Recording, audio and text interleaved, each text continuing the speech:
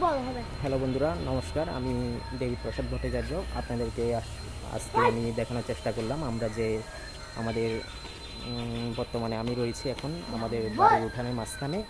আপনাদেরকে আমি দেখানোর চেষ্টা করব আসলে প্রকৃতির যে অপরূপ সৌন্দর্য, আজকের যে বৃষ্টি স্নাত একটা পরিবেশ, সেটা হচ্ছে আপনাদেরকে দেখানোর চেষ্টা করব।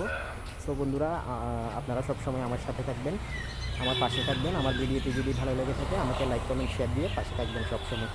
সো দেখুন বন্ধুরা, আমি এখন আমাদের উঠানের মাঝখানে ঠিক আজকে এই ভিডিওটি আপলোড করা হবে।